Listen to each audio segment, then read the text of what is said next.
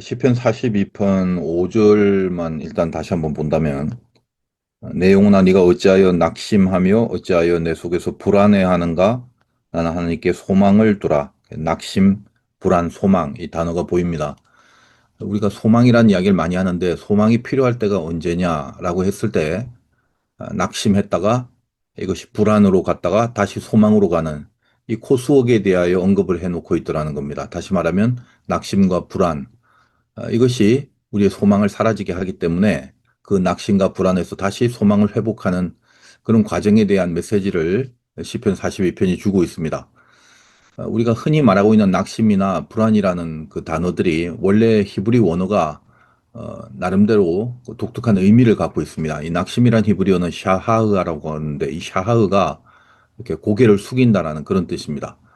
불안은 하마라고 그러는데 이 하마도 뭐 동물 중에 그 하마라는 게 있는 것처럼 동물들의 신음소리라는 뜻입니다.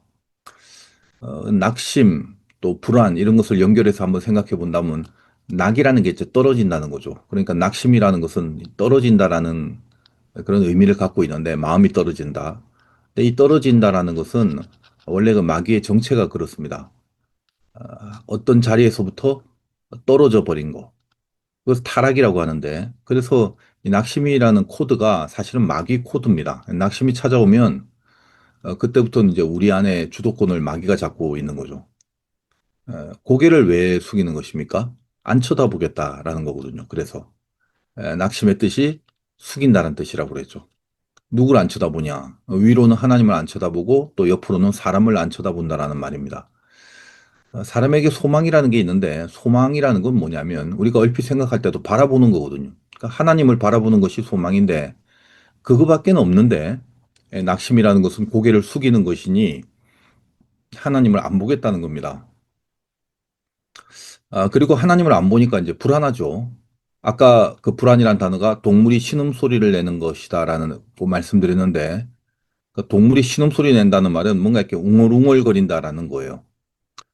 낙심이 들어서 고개를 숙이고 하나님을 안 보고 있으면 그 상태에서 우리 안에서 나오는 소리는 전부 다 웅얼거림입니다. 원망이죠, 원망. 그래서 소망을 안 보면 원망밖에 안 한다라는 말입니다. 그리고 그 원망이라는 건 늘 그 베이스가 그런 의미에서 불안이 되는 거죠. 이스라엘 백성들이 광야에서 얼마나 많은 원망을 했습니까? 굶은 적도 없는데 굶어 죽겠다라고 원망하고 뭐 물에 빠진 적도 없는데 죽을 것 같다라고 원망하고 하나님을 바라보지 않으니까 고개를 숙이게 되고 그래서 소망이 없으니까 불안해지는 거죠. 그 불안에서 자꾸 원망하는 소리가 나오더라라는 것입니다. 혹시 우리에겐 이런 낙심과 불안의 증상들이 없는지 오늘의 말씀 가운데 빗대어 나는 어떤지를 한번 진단해 보기를 바랍니다. 이제 요즘은 거의 없지만 옛날에는 이제 버스 타면은 글쎄 요즘도 있는지 모르겠습니다. 뭐 물건을 팔려고 들어오는 사람들이 좀 많았습니다. 뭐 볼펜도 팔고 뭐 여러 가지 하여튼 물건들을 많이 팔았는데 지금 오늘 이렇게 줌 예배를 참석하시는 분들 중에 젊은 사람 잘 모를 수도 있겠지만 어, 그런 분들이 어떤 물건을 팔 때 가장 대표적으로 하는 그 나레이터가 뭐냐면 이 사슴 이야기를 하는 거예요. 오늘도 이제 유명한 말씀 아니겠습니까? 사슴이 시냇물을 찾기에. 그래서 여기 계신 무슨 손님 여러분, 뭐 아저씨 아주머니들 어, 목마른 사슴이 시냇물을 찾듯이 뭐 이렇게 하면서 어떤 영업을 합니다. 그땐 제가 이제 교회를 안 다닐 때라서 그런 멘트가 성경에 있는지 몰랐는데 뭔지는 몰라도 하여간 이게 참 목이 마르는 그런 느낌이 잘 전달이 되더라는 것입니다. 사슴의 이 목 구조가 특이해서 물을 일정 시간에 마시지 않으면 뭐 이렇게 목이 붙어서 죽는다고 그렇게 들었습니다. 사실인지 모르겠지만 이렇게 목사님들이 설교할 때 뭐 예화로 많이 쓰는 것들이 이렇게 돌고 도는 무슨 자료들이 있는 것 같아요. 어디서 얻은 정보인지 모르겠지만 그런 설명을 좀 많이 하시더라고요. 그래서 제가 직접 사슴한테 물어보진 않았지만 그러려니 뭐 근거는 있겠지 이렇게 생각을 합니다.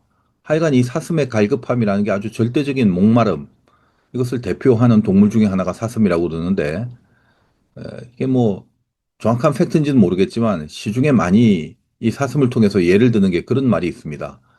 고대 아랍권에서 이렇게 사막 같은 데 지날 때는 사슴을 꼭 한 마리 데리고 간대요. 낙타는 냄새를 잘 못 맡고 사슴은 냄새를 잘 맡고 그래서 여행을 이제 시작하면은 사슴한테 물을 한 방울도 먹이지 않고 그냥 데리고 간답니다. 그래서 일행에 그 물이 거의 소진될 무렵에 사슴을 풀어주면 그때 이제 이 사슴이 본능적으로 물을 찾아서 뛰기 시작한대요. 그러면 이제 낙타를 타고 유유히 그 사슴을 따라가기만 하면 마지막에 그 사슴의 발자국은 어김없이 그 오아시스로 향하고 있고 거의 대부분 이제 그 오아시스를 또 지척에 두고 사슴은 이제 죽은 채로 발견이 돼 있다고 그래요. 뭐 심장이 터져서 죽은 거라고 그러는데 왜 그러냐 하면 목마름에 대한 갈급함이 그 심장이 터지는 고통보다 컸기 때문이다. 뭐 이렇게 이제 이해를 하고 해석을 한다고 합니다. 이것이 이제 사슴의 목마름이다라는 내용으로 많이 돌고 있는 썰인데 뭐 정확하게는 잘 모르겠습니다. 근데 뭐 이런 이야기를 들으면 임팩트는 굉장히 강하죠.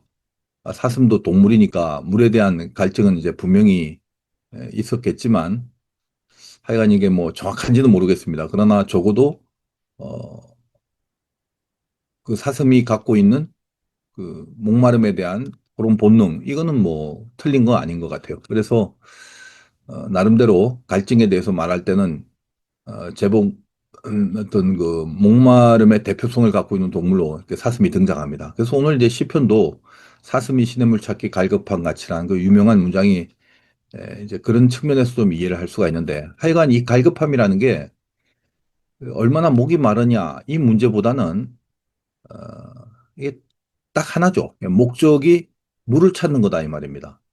그래서 낙심하면 고개를 숙이고 많은 생각을 하다가 입으로 불만을 웅얼웅얼 토할 겁니다. 그러나 이제 그런 것으로 그런 방법으로는 해결이 안 되는 거죠. 하나님을 찾으라는 거예요. 하나님이 하나님을 찾아라. 뭐 그게 아니라 하나님만 찾아라. 이제 이렇게 되는 거죠. 오늘 이 시편도 다윗이 기록한 성경인데 저질러 버린 죄악들이 얼마나 많습니까? 다윗이. 그런데도 늘 말씀드립니다만 그 다윗의 영적인 탁월함이 그 복구 능력이 강하죠. 그리고 회복 시기가 굉장히 빠르다는 겁니다. 어떻게 이것을 빨리 전환해야 되는지, 어떻게 다시 돌아서야 되는지 이걸 정확하게 알고 있었습니다. 그래서 이제 하나님이 다윗을 보면 그 죄성에도 불구하고 내 마음에 합한 자라고 평을 하지 않습니까? 왕의 자리에서 막 떵떵거리고 있을 때는 영적으로나 육적으로나 이 다윗을 존경하고 또 많은 사람이 따랐겠죠. 물론 이제 하나님도 지켜보고 계셨을 것이고, 근데 이제 궁정에서 쫓겨나는 일, 그런 일들이 벌어지니까 이제 학자들은 오늘의 이 시편이 아들 압살롬에게 반역을 당하고 기록한 그런 고백이라고 합니다만, 그러니까 주변의 사람들도 다윗을 예전처럼 보지 않는 것입니다. 예를 들면 뭐 사절 같은 데 보면 내가 전에 성의를 지키는 무리와 동행하여 기쁨과 감사의 소를 내며 그들을 하나님의 집으로 인도하였더니 이제 이 일을 기억하고 내 마음이 상하노도다. 그러니까 다윗의 고백이었대요. 옛날에 잘 나갈 때는 잘해주다가 이제 이렇게 쫓겨나고 열악한 형편과 처지가 되니까 영 신통치 않더라. 나를 대하는 모습이 다르더라. 이제 이런 걸 느끼는 거죠. 그래서 어, 사람들을 보니까 지금 내 형편과 처지가 이런 식으로 되어버렸구나. 아까 그 낙심이 고개를 숙인다는 뜻이라고 그랬으니까 사람들에게 이제 고개를 숙이고 그리고 그 고개를 숙인 채로 또 하나님을 원망하겠죠. 그게 이제 불안이라고 그랬습니다. 그러나 그런 낙심과 불안에서 방치하지 않고 바로 일어나는 그 신앙의 고백이 오늘 시편입니다. 하나님께 소망을 둬라. 그렇게 이야기를 합니다. 다시 말해서 하나님만 바라봐라. 그런 얘기를 하죠. 가끔은 이제 우리가 이런 것들 다 잊어버리고 살 때가 많습니다. 정신이 해이해지고 또 죄 앞에서 자꾸 무뎌지고 더더군다나 이제 시대적으로는 에, 뭔지 모를 악한 권세의 압박들이 날이 갈수록 강력해지는 이 시대를 살고 있습니다.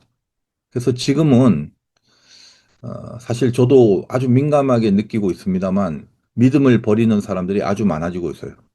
또 반대로 그 믿음이 더 깊고 강력해지는 사람들도 또 생기고 있습니다. 그러니까 양극으로 벌어지는 거예요. 어정쩡한 중간이 없이 강력한 믿음으로 분명해지거나 자꾸만 희미해지고 약해지다가 결국 버리거나 이런 식으로 가고 있다는 겁니다. 우리가 인생을 살면서 이렇게 가끔 낙심과 불안이 찾아올 때 고개를 숙이게 되고 하나님을 원망하게 되는 그래서 하나님을 바라보는 일체의 것들로부터 우리가 완전히 멀어져 버릴 버렸을 때, 그때 하나님은 우리로 하여금 다시 하나님만 바라보는 게 인생이다라는 것을 오늘 이 말씀 가운데도 가르쳐 주고 있다는 것입니다.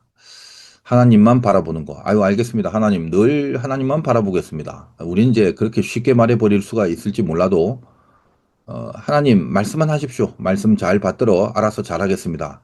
이제 우리는 늘 그런 마음이고, 또 그러고 싶은 마음이죠. 그러나 하나님은 아십니다.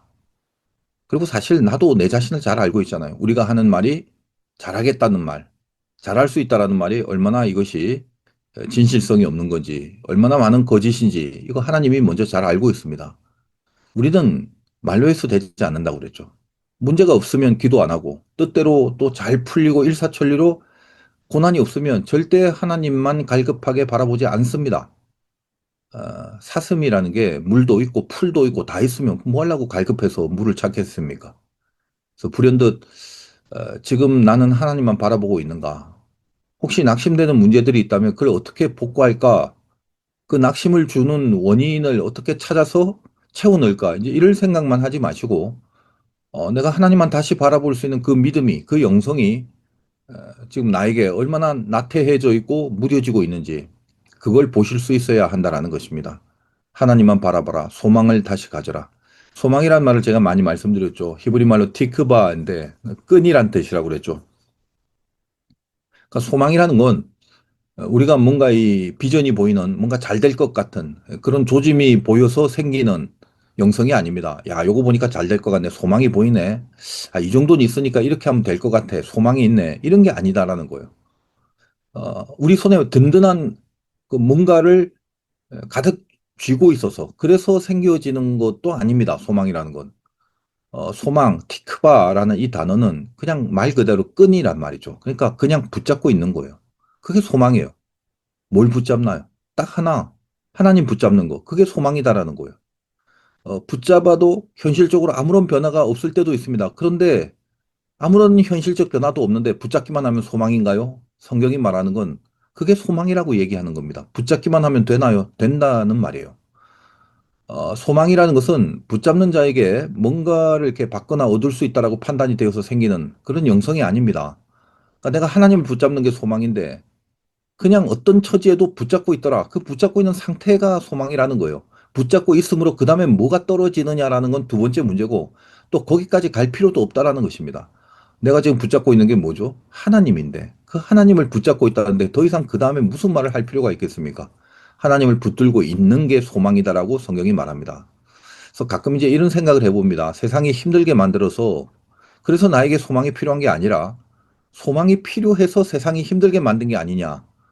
이런 생각이 듭니다. 이해하시겠습니까? 하나님의 끈을 붙잡는 거, 그거 하나를 확실히 해내는 거, 그게 신앙인데, 그 신앙이 제일 중요하기 때문에 낙심과 불안을 주더라는 겁니다. 다시 말해서 소망을 주려고, 다시 말하면 하나님을 붙들게 만들려고, 그게 궁극의 경지이기 때문에 세상에 낙심과 불안이 생길 만한 일들을 우리에게 허락하시고, 우리를 그 속에 집어넣더라는 것입니다. 그러니까 실은 그렇죠. 소망은 수단이 아니라 목적이라는 말씀입니다. 소망을 가져라. 하나님 바라봐라. 그러면 이제 그 하나님과 다시 관계를 맺는 방법으로 낙담과 불안을 이기고 극복하는 줄 알았는데 실은 뭐다? 하나님을 붙잡는 것. 그 상태 그 자체를 이루는 것이 목적이기 때문에 낙심이나 혹은 어떤 불안이나 이런 것들은 소망을 가지게 할 소품과 도구밖에 되지 않는다라는 것입니다. 신자가 세상을 산다는 건 어떻게 보면 그냥 전쟁이죠. 전쟁을 할 때는 어, 그 전쟁을 치룰 때 한 나라의 백성은 두 가지 부류밖에 없죠. 우리나라도 예를 들면 전쟁이 났습니다. 두 가지 부류의 종류의 사람입니다. 나가 싸워서 의무를 지키는 자, 군인. 그리고 군인 외에는 다 민간인이죠. 운동을 할 때도 마찬가지입니다. 운동을 하게 되면 운동 경기가 벌어지면 두 부류의 사람이 나누어집니다. 선수가 있고 관중이 있죠. 선수는 뜁니다. 말없이 뜁니다. 관중은 그냥 앉아 있습니다. 그리고 관중은 늘 그렇죠. 자기는 안 하면서 뭐 이래저래 웅얼웅얼거리고 비판만 잔뜩 합니다. 그렇지 않습니까? 전쟁이 났을 때 군인도 마찬가지죠. 군인은 말할 시간이 없어요. 그냥 뛰는 것밖에 없다는 겁니다. 싸우고 있는데 뭔가 한가하게 웅얼거릴 시간이나 여력이 없습니다. 우리는 민간인이 아니라 군인으로, 그리고 관중이 아니라 선수로 불림을 받았지 않습니까? 성경이 우리에게 말하는 것이 늘 그거죠. 어, 요즘 이제 뭐 축구 이제 시작을 했는데 이상하죠. 이렇게 축구를 보면 그 경기의 내용 가운데 낙담과 불안 누가 느끼나? 관중이 느끼죠. 선수는 그냥 끝까지 붙들고 있는 것밖에 없습니다. 끝날 때까지 낙담과 불안을 딛고 일어나서 소망을 안 놓치려고 치열하게 싸우는 겁니다. 그것이 선수예요. 관중은 싸우진 않습니다. 그저 낙담과 불안만 느끼고 있는 거죠. 여러분, 소망은 하나님이라는 걸 다 알고 계실 겁니다. 다 압니다. 하나님이 소망이라는 것을. 그러면 그 소망만 바라보는 것이 마땅하죠. 그걸 안 하고 있는 교회 다니는 교인들이 많다라는 겁니다. 여러분의 고개가 어디를 향하고 있는지 이 시대에, 이 어려운 시대에 다시 한번 점검하시고, 여러분 손에 주님을 잡고 있는 끈이 있는지 그것도 점검하고 진단하시기 바래요. 만약 아니라면 다시 소망의 사람이 되게 해달라고, 하나님의 끈만은 절대 놓치지 않게 해달라고 그렇게 확실하게 기도할 수 있는 이번 시즌 줌 예배 첫날이 되시길 주님의 이름으로 축원드립니다.